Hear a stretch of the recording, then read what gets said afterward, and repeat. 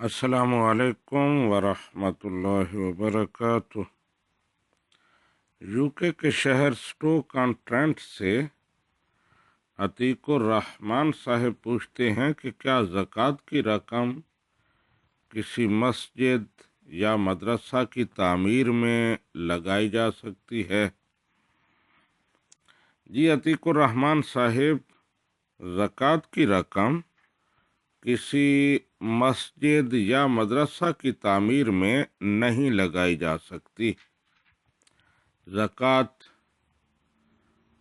غرباء اور فقراء و مساکین کا حق ہے، اور اس کے لیے یہ شرط ہے کہ اس کا کسی مستحق کو مالک بنایا جائے۔ اب مسجد مدرسہ مالک نہیں بن سکتا، اور وہ زکوٰۃ کا مصرف بھی نہیں ہے، لہٰذا ان کی تعمیر پر نہیں لگے گی۔ لیکن ضرورت کے تحت علماء نے ایک ہیلا بتایا ہے، وہ ہیلا کر کے مسجد کی تعمیر اور مدرسہ کی تعمیر پر زکوٰۃ لگائی جا سکتی ہے۔ وہ یہ ہے کہ کسی مستحق کو زکوٰۃ کی رقم دے دی جائے، اور وہ پھر آگے مسجد کو دے دے، مدرسہ کو دے دے، اور مدرسہ کی تعمیر پر وہ زکوٰۃ لگا دی جائے۔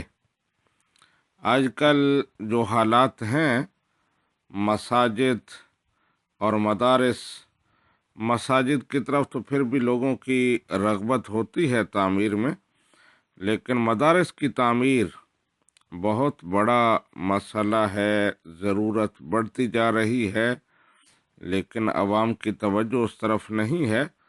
تو ان حالات میں اگر یہ ہیلا کر کے کسی مستحق کو زکوٰۃ دی جائے اور پھر وہ اپنی طرف سے اس مدرسہ کی تعمیر کے لیے دے دے، تو اس طرح ہیلا کر لیا جائے تو یہ بالکل مناسب ہے۔ ھذا ما فہمت واللہ ورسولہ اعلم بالصواب۔